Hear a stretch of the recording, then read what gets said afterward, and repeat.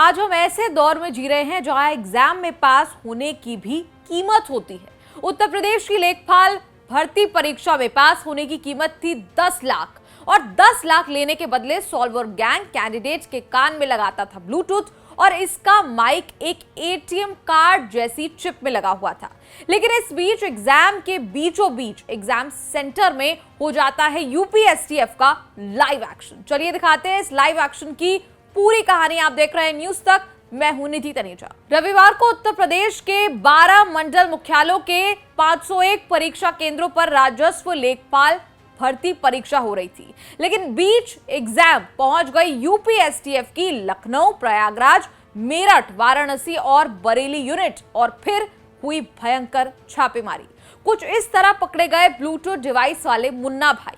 अलग अलग परीक्षा केंद्रों पर देखा गया कि एग्जाम सेंटर से कुछ ही दूरी पर कार में बैठकर सॉल्वर्स क्वेश्चन पेपर हल करवा रहे थे। बस फिर क्या था, लाइव एक्शन हुआ तो यूपीएसटीएफ ने नाव देखा ना ताव कैंडिडेट को बीच एग्जाम उठाकर कर दिया बुरा हाल।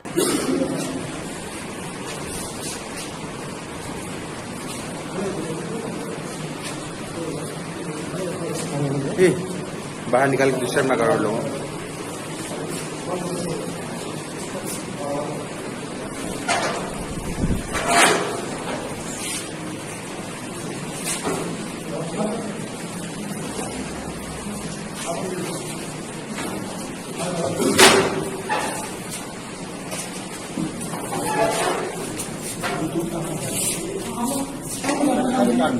हम जान रहे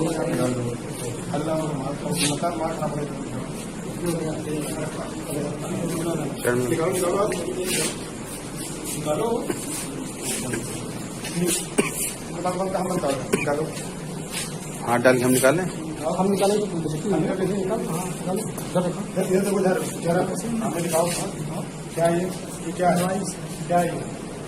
माइक कहाँ, माइक आपको बताएं, यूपीएसटीएफ की लखनऊ यूनिट ने सबसे पहले प्रयागराज से नरेंद्र पटेल और संदीप पटेल को गिरफ्तार किया। पूछताछ के बाद वाराणसी यूनिट ने दिलीप गुप्ता को गिरफ्तार किया। कानपुर यूनिट ने करण कुमार को और प्रयागराज यूनिट ने दिनेश कुमार साहू को गिरफ्तार किया।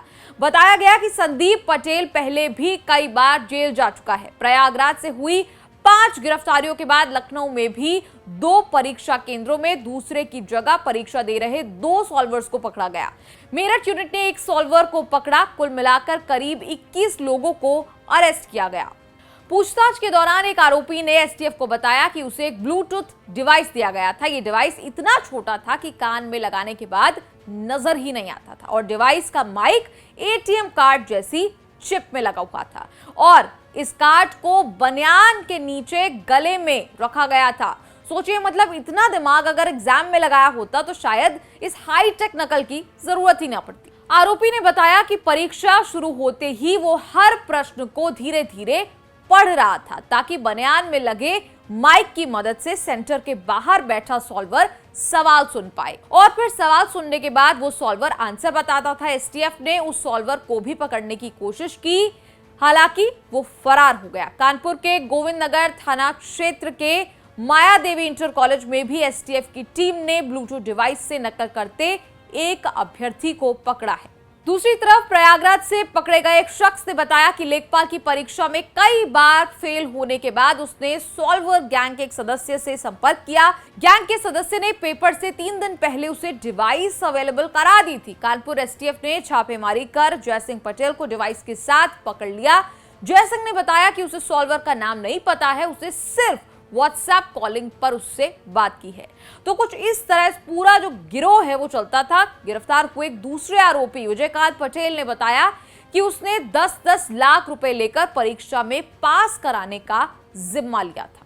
वहीं इसी परीक्षा का एक दूसरा मामला प्रयागराज के चेतना गर्ल्स कॉलेज का है। परीक्षा के दौरान एक लड़की को चिट दी गई थी जिसमें सारे सवालों का जवाब लिखा हुआ था। छात्रों ने देखा तो हंगामा मच गया।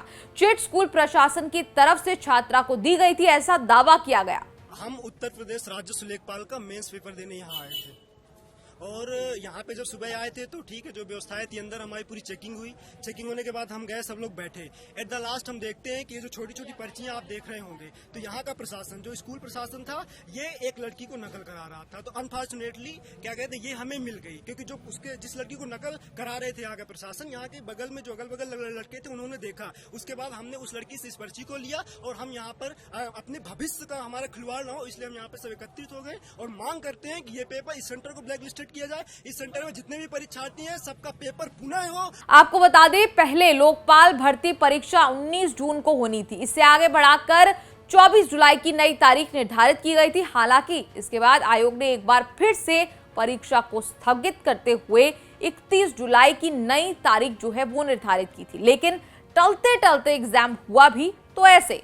खैर, ये कोई पहला मामला नहीं है। इससे पहले भी कई बार इस तरह की चीटिंग, इस तरह के पेपर लीक के मामले सामने आते रहे हैं।